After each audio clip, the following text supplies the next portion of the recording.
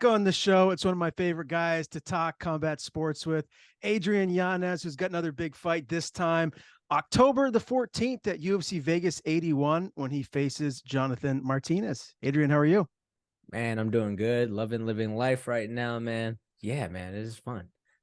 Well, it's great to have you back, man. And I know the fans are excited for this marquee matchup. You have another ranked guy. You're still in the rankings yourself, so this is a big one. When you first heard the name Jonathan Martinez, what were your initial thoughts?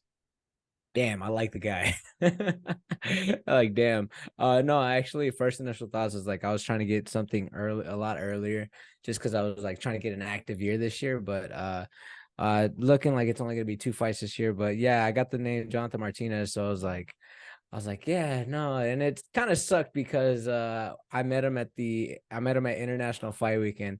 We hit it off, man, and ended up being like looking at each other and be like, man, you're pretty cool. He's like, man, you're pretty cool too. And then just ended up hanging out for uh for a good minute. So yeah, it sucked. We had just became friends, and next like, oh shit, we had to fight each other.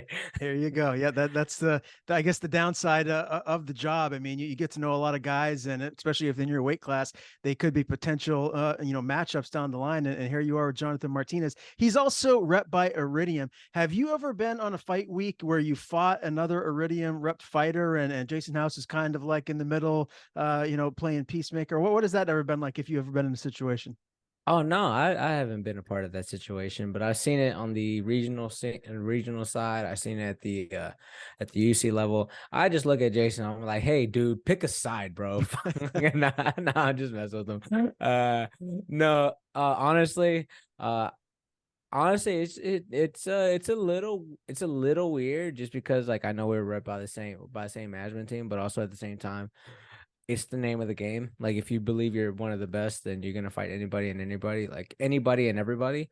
Kind of like that weird, you got like the two best guys at the top, like well, some of the best guys at the top, they're all really cool. Like you got like I guess a good way to explain it is like they have it's Chris Gutierrez and Jonathan Martinez. They're teammates, and they're both ranked around the same area. Like I think Jonathan Martinez 13, Chris Gutierrez 15. So if they get to the top, what's gonna happen there? And then also kind of the same thing with Marab and Aljo right now. Like that's it kind of makes things a little bit watery. So to me, it's just more like, hey, as long as we keep stuff business is business and personal is personal, like that's completely fine. Like to me, like I'm not super friends with all these guys. Like I'm not like Aljo and Marab or Chris and Jonathan. Like I'm not anywhere like that with anybody in the division. So to me, at the end of the day, it's still like it's still business. Mhm. It's still business as usual for me.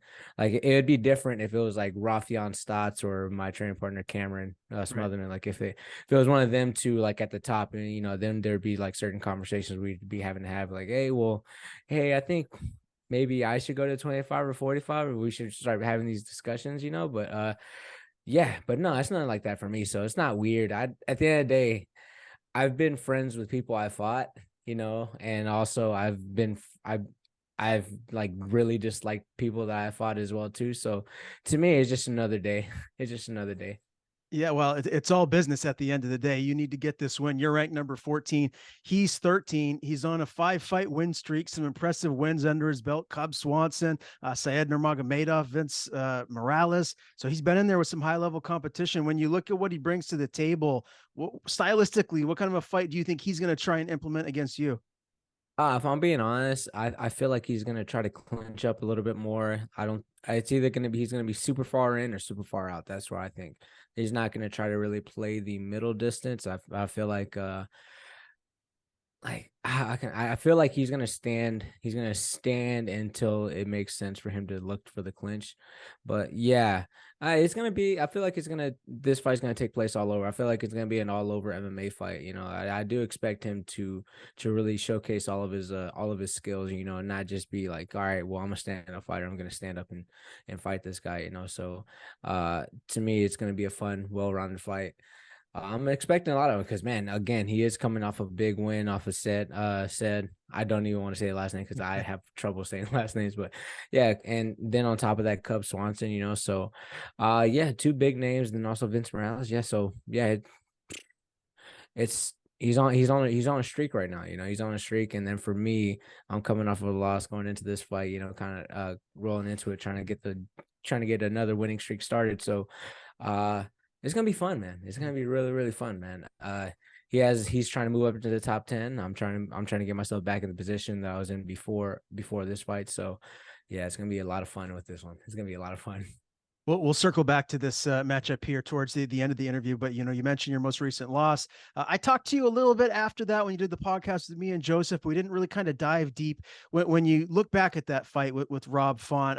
I've heard a lot of the experts talking, and I even saw a recent interview that you did, and you talked about just kind of being more technical and not getting into like the slugfest where you're just throwing. Is that really the takeaway from that fight? Just stay technical, don't get brought into these like street fight type of matchups. Yeah, no, because there's a lot of takeaways, but my biggest takeaway is that is just took I turned into like a super meathead. I've already broken this fight down like 10 times over, more than I was supposed to. I go back to it because again, I'm not a fan of losing. I hate losing. I'm super competitive and I'm also looking to get better in every aspect. So there's a couple shots where I had hurt him and I immediately went into kill mode. Like my mindset had adjusted to all right, I'm gonna get the finish. I'm gonna get the finish at whatever cost, instead of like how I had walked into there and just touch.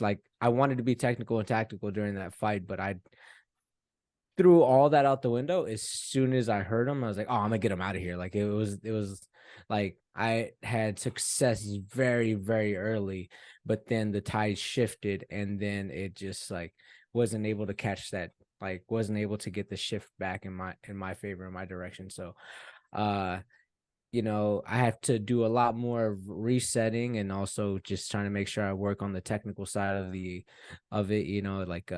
I was able to get away with a lot of stuff beforehand, if I threw my right hand, my left hand was kind of getting a little bit lazy being down. Sometimes I'll leave my chin up a little bit too high. So I had to get back down to the super basics on a lot of this stuff, and then make sure that I wasn't going straight back and started cutting angles like how I used to, because I got way too comfortable just relying on the power, and that, again, power can win fights, but at the same time, what got me there was my technical aspect of picking shots, being a sniper. Again, that's what got me into the UFC. That's what kept me in the UFC for 2 more fights instead of being one of those guys that goes up and down and immediately get cut out, So for me, I had to go back to being that guy who was technical and tactical and, making sure whenever I hit the shot, it's a meaningful shot, yeah, I still be aggressive at times, but make sure I'm doing it very smartly instead of just be like, oh, I hit him, I hurt him, and then just kind of running at him. Best way to explain it is whenever I fought Gustavo Lopez, that was me being I was very measured in that approach. Other in the sense of you look at my fight with Tony Kelly, where I just said, fuck it, I'm going after him, and everything was kind of wide, and I'm hitting heavy shots. I at some point, whenever I fought Rob, I had gotten too much in the sense where oh, I hurt him, and I immediately fell back to what I did against Tony instead of trying to do what I did against Gustavo, and that it led me off because I was swinging heavy, just trying to get him out of there, and then Rob started popping jabs in my face and then started throwing combinations, collar tying me, throwing punches off the collar tie and knees and everything. So it was it all kind of just started kind of doing that effect where just the fall kept getting bigger and bigger and bigger, and that's what led to me kind of being in a sense of panic mode, just wanting to be I got to get him off me and throw heavy shots, and yeah, and then ended up getting caught after that. So if you look at that picture where I'm throwing my left hook so out of position, so out of place, there's so out of position, so out of place. You had to look back and you know what? That left hook, should have sat down more on it. That his right punch wouldn't have landed if I was throwing my left hook correctly, or if I threw my right and my left. Whenever I threw the 2-3, if I had thrown it with my base underneath me and thrown with the correct technique, because it wouldn't have landed. My shoulder would have been up, but that's just kind of the name of the game. Hey, I threw wild.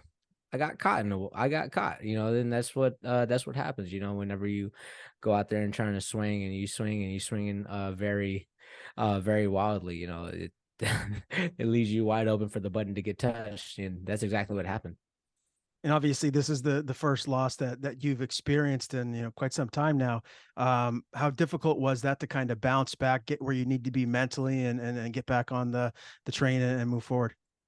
Oh man, I was immediately looking to like get back. I was trying to train I was trying to get a lot of training sessions in. I started like going back and started like I even called my coach, my Muay Thai coach was like, hey, like I want to get back to it. Like I want to get back to it. And he was like, all right, let's step it up another level. And we brought it back down to the super basics on a lot of the stuff we're doing. And then even like to my coach Eve Edwards, like he was like trying to keep like, hey, look, I know that I know that you want to get back in there. You want to get back in there and start moving around and all that stuff, but still give it some time. You need the time to, because he's like, you've been nonstop for about 2 years. You've been nonstop for about 2 years since I met you. So it's like you need to kind of slow it down a little bit. I know you want to get back into it. It's like just learn off the technical side, and then we can start pushing it. But yeah, so it really made me sit back whenever he told me. It's like really made me sit back and actually be like, all right, like actually made me kind of just work through it a little bit more instead of me just like kind of like uh I'm not saying I'm completely over it, but at the same time it's like it's so much easier. I can go back and watch the fight, be like, all right, yeah, I Mhm. fucked up here, fucked up there. I can't let that happen again. And instead of like the first initial reaction whenever I walked out the cage and like was rewatching my fight. Yeah, I like after I got done with the doctors, I started watching the fight again, started being like, that's where I fucked up. I fucked up here, yeah, like I was more angry at myself. Now I watch, I was like, all right, cool. I can't do that again. I had to do this. I had to move on, move forward, do this, and this is how I'm gonna move forward. So it was hard at first, but now it's like it is what it is. Losses happen in life, and I've experienced way bigger losses, and I've been able to excel. So I'm planning to do the same thing here. It's not like you lost to some guy that's unranked. You lost to a guy that's, top of the division, very heavy hands, a crisp boxer in his prime. So it's not a bad loss, if there is such a thing as a bad loss. I do want to just get your take on the top of the 135 division right now. We have a new champion. Sean O'Malley beat Aljo. I got to be honest, I didn't see that coming. If I was anywhere near a casino, I would have lost a lot of money because I was going all in on Aljo, man. Were you surprised by that? I was not. What's the best way to explain it? I was not surprised with how it finished. I was more surprised with the like the similarities it was like to the Conor McGregor versus and Aldo versus the O'Malley and Sterling. Like that was actually the part that made it a little bit more crazy for me. But I knew going into that fight it was just one or two things. Is like if Aljo can close the distance and get a hold of him, I just knew it was gonna be like an easy night for Aljo. But if O'Malley was able to do what he was doing and keep Aljo out in the open and like making sure that he was timing him coming in. I felt like that like it was an easy night for O'Malley. And that's that's the like I was doing the Twitch stream with Jens Pulver and Vis, and I remember like in that moment in the second round watching like them coming out and kind of seeing how that round was moving in my head. I can't remember if I said it out loud in the stream, but I was like, I don't like this. I don't like this. Like in my head, I was saying, I don't like this because again, I'll just the homie and all that stuff. So I was like, damn it. Like I sensed it immediately. I was like, like, and also kind of me being like the striker that I am, I saw what O'Malley was looking for, and I was just like, like, oh damn, like it's like something's happening soon, and I feel like O'Malley has caught the actual like The the rhythm. timing of it. He Yeah. caught the rhythm, he caught the timing, he got the distance, and then when Aljo was in the southpaw position, he just lunged in. It was like perfect timing for him. Mm. So it was like, I wasn't surprised with how it finished. I was like, if O'Malley does it, it's going to be a knockout. But if Aljo does it, it's going to be a decision or he's submitting him. So I wasn't really surprised on that end. But the part again that shocked me the most is how similar it was to like Conor McGregor's knockout of Yeah. Aldo. So that was the crazy part to me. Yeah, for sure. And yeah, that similarity is I mean, it's right there. It's hard not to see that. Is O'Malley a guy that you think is going to defend the belt a few times, or is there someone at the top of the division, Marab, that could beat him and take the belt away?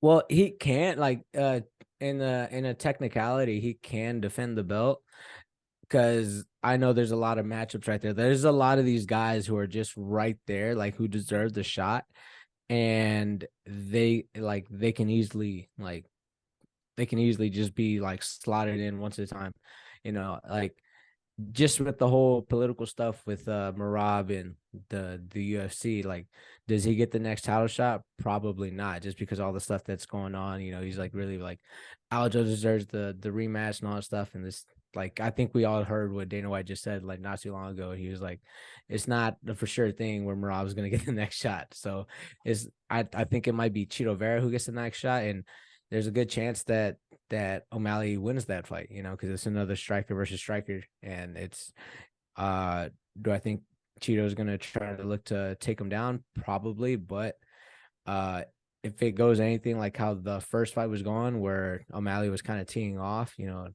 other than getting kicked in the leg, his leg going numb, and Cheeto finishing on top, like, I don't know. It's I can definitely see how he'd be able to defend it a couple times, especially if that fight happens. Then you got Corey Sandhagen right behind him.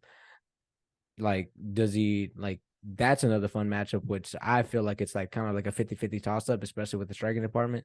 I know Corey has the ability, like he's very good at being able to close the distance and do it and close distance and also level change without it being too noticed, So yeah, it'll be a tough couple fights for him, but do I think would be able to defend it?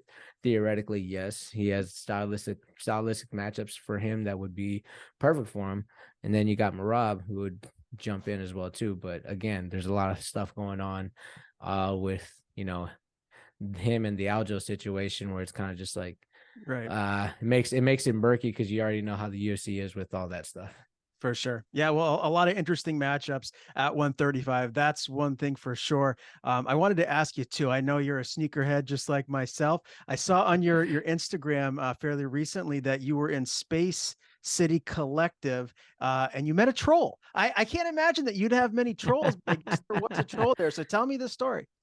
Man, yeah. So it was Space City Collective, man. Shout out to them. They get me right with my sneakers. I wouldn't call myself a sneakerhead by no means. I am a learning guy who's like getting into sneakers. It's almost like telling a guy like, oh, you're a gearhead, like you love muscle cars, you love all that, but I just bought the nice vehicle. That's like, I just know how to change the oil on this bitch. That's the best way to explain it. But yeah, no, was getting some sneakers in, and then I don't know, that just happened out the blue. Like, they had my fights because we were like shooting something, doing a little like a video of us starting to work together with Space City and all that stuff.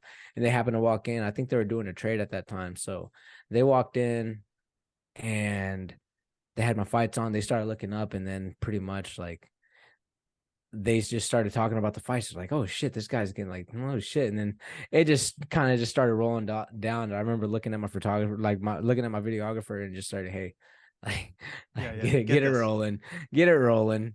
And then next, he egged it on with like, man, that guy sucks. And then after that, the guy was like, yeah, man, that motherfucker sucks, and just starts going in. But what people don't realize is before they started rolling, they were talking a lot more shit. But once the camera started rolling, I started like, kind of getting after him a little bit. Like, they toned down. And then once they saw that the camera was on, they were like, they really kind of started toning down. I was like, okay. But yeah, no, that guy that was on the phone ended up leaving leaving his friend there.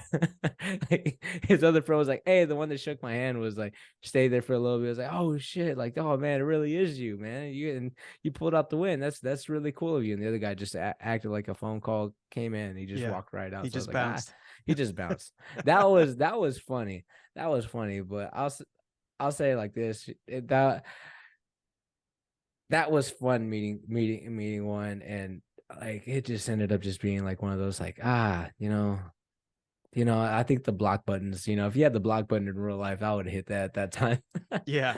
Yeah. I can only imagine. I mean, and again, like you're a guy that I just can't envision having too many haters or trolls. I mean, this is just the first loss that you've had against Rob Font, and yeah, aside from that, you've been really running through people. So, but hey, that's a funny story. I saw that, so I had to ask you about it. And as far as sneakers go, what's kind of like your go-to? Is there one or two pairs that you have that you really like rocking a lot? Man, my dunks, I think it's the man, I'd be lying to you if I knew the exact name, but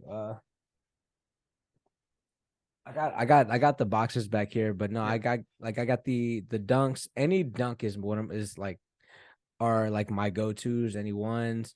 I do like some mid tops. My videographer absolutely hates mid tops, so like he kind of strays me away from them. But yeah, I'm looking to get the next ones I'm looking to get is either the Polaroids or the LeBron Fruity Pebble ones. So Okay. I want to get one of those two. But again, I'm like the most basic guy. I'm like either Dunks ones or old school ones. And that's my go-to stuff. I'm starting to venture out into a little bit more. I was this close to getting the eBay Dunks, like just because I wanted something different, but I knew I'd probably never wear them. Yeah. So yeah, it's for me, I'm a very basic plain guy, but yeah, I think they're the is it the varsity blue? The low the it's like Carolina blue Jordans, the fucking I think it's the dunks. You catch me lying. Yeah. Well, there's so many sneakers out there nowadays. Like it's tough to keep everything straight. I will say Jordan 1 low OGs, favorite of mine. You Hmm. could get the new black toe or the Carolina blue versions of them. And Dana White, those are like his favorite sneakers, the Jordan 1 low. So if you're rocking those when you go to like a press conference, it'll be an automatic conversation starter because that's pretty much all that he wears. Oh yeah, no, I think actually I think Space City those Space City Collective guys I think they had made Dana White a shoe. I can't remember. I think it might have been the Howler Head shoes or something like that. But yeah, no, yeah, they got some very expensive stuff in there, and I was like, hey guys, how about y'all toss me some of those, those Travis Scotts over there? And they're like, that's way above our pay grade and your pay grade. I was like, yeah, you're right, you're right. Yeah, those are astronomically expensive. I don't have any Travis Scotts. I don't plan to get any. That's above my pay grade as well. Adrian, I got to ask you about your guy Cam Smotherman. I had the pleasure of interviewing him for the first time before his Contender Series fight. I thought it was an early stoppage. Do you agree? So I'll let you know through my personally from where I was watching. In that moment, I remember seeing him get hit, and I remember seeing him fly back, and he started getting punched on. From where I had the view from, he was like it looked like he was like posting out, and then started getting punched, and it looked like he had went limp. So whenever I saw the stoppage, like firsthand view, I thought it was a good stoppage. Even he looked at me because I've seen him get dropped, and I seen him pop back up like nothing happened and all that stuff. But like it was one of those weird things. Like from the backside of the view, it didn't look good. But whenever I saw the replay and started watching, I was like, oh, he was good. He was good. Like he was absolutely he was good. Like it was just like the hand placement, hand slipped. And like once everybody started hitting me up, a lot of people were texting me, even though I didn't want to like I was like in that mode where like, man, fuck y'all, like leave me the fuck alone. I saw everybody was like, yeah, no, it's an early stoppage. Paul Felder said it was early stoppage. I mean, honestly, I will say that one, like that, him being dropped in that fight wasn't as bad as the one if everybody wants to go back and look, when he fought Dylan King. Like he fought Dylan King and he got dropped. And I felt like that one was way worse than this last one. The referee let it go on, and like Like it was way worse. And let him go on. He recovered. And then that next one, like within that minute, he ended up knocking out Dylan King, like out cold. So like I kind of felt like once I actually watched it and watched it from a different position, I was like, oh, he could have kept going. Mm. Like, oh, he could have kept going, but it's also kind of one of those things for me. I'm just like, I understand within that moment why you would think so, like why you would want to stop it, but at the same time, like I'm just like, Yeah. I felt like after seeing what he has been through already and knowing what type of damage like he can withstand and like pop up and keep going, I felt like it was early. But from the backside of you in moment, I was like, oh shit, like that was it was a fair stoppage. But again, after being able to rewatch it, I'm like, oh okay, that was kind of early. That was early, but I can see why a lot of people would say, nah, it's not. Like, Yeah. Well, one thing's for certain. I'm sure he'll be back. He's a kid with a bright future, and he's still so young. So I'm excited to see him, get another shot at the UFC, whether it's Contender Series or just straight in. Again, October 14th is when we're going to see you back in there. UFC Vegas 81. It's at the Apex. Excited about that? Disappointed?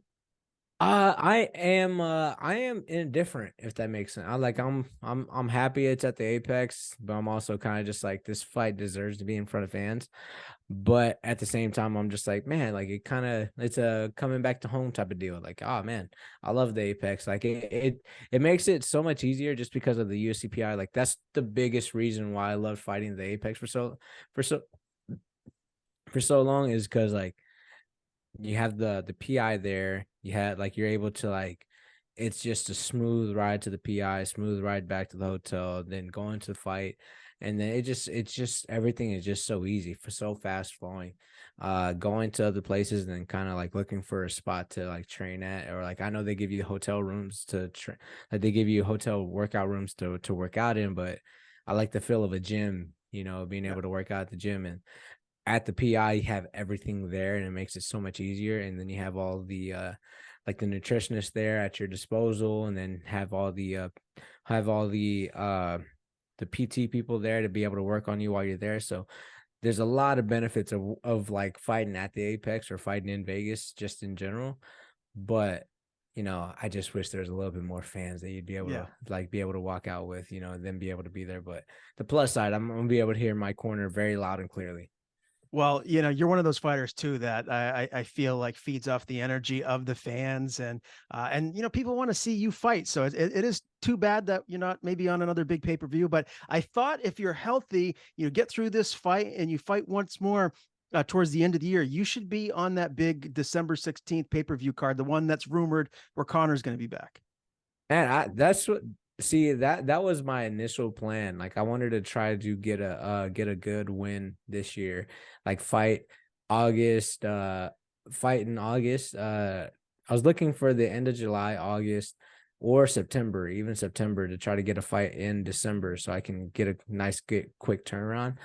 Uh and also too just because like man I wanted to kind of go all out for my son's birthday and also go out for his for all out for Christmas for the family and all that stuff. So for me, I was really wanting to fight back to like 3 times this year. So I'm like, all right, I want like let's have a really great Christmas, guys. So that's what I really wanted. But yeah, no, that would be cool. But from what it feels like and from what it's looking like, uh it might be like an early next year return, even if I were to get a nice healthy win out of Mhm. this. So for me, I want a quicker turnaround, but at the same time, I'm cool with coming back in January, February as well too. But being able to fight on a massive card like Conor McGregor's card would be an extra set of just like, what, let's get this going. Cause again, it's just gonna bring numbers, it's gonna bring Yeah, eyes, and then on top of that, just the energy that's gonna be there. Oh, no doubt. shoot. Yeah, Well, no, what like just to even say, like even walking out with it is for Izzy and Pereira too, just the walkout itself, like in Miami, was just the energy was fucking there. And I missed that. Even though that night didn't go my way, that night was just so electric. You can feel it, and that's what I want again. Yeah. Oh, yeah, no doubt about it. And I'm sure it's coming. We'll see what happens with this fight with Jonathan Martinez first, and then look forward to what is next for you after this one. Again, we talked about it earlier, but give me your official prediction here. It's going to be a tough fight. This is a ranked guy. He's on a streak right now, so he's got a lot of momentum, and his confidence is probably very high. Ultimately, how's this fight end? What's your official prediction here? Man, again, for me, if I feel like if I can land the right shot, I get him out there. I get him out in the second round, but I wouldn't be surprised if we go all three. So that's why I'm preparing for it, for a 3-round fight. But if all else fails, man, second round knockout. All right, my man. Well, I'm excited to see you back in there again, October the 14th, UFC Vegas 81. Adrian Yanez back in action. As always, man, great talking to you. Always appreciate your time. Before we do sign off, I want to give you the floor as always. Tell people where they can follow you on social media. I'm sure they already know. Anyone you want to thank, floor is yours. Oh man, thank you so much. Thank you for the platform for giving me and interviewing me as well too, man. Thank you for keeping me in mind. And then again, a big shout out to my coach, my strength coach, Coach Phil, my MMA coach, Eve Edwards, my striking coach, Michael Chase Corley. Yeah, man. Thank you to those guys at Iridium. Thank y'all for working for me and doing a great job. Yeah, much love. Thank you for the time. Thank you for the opportunity.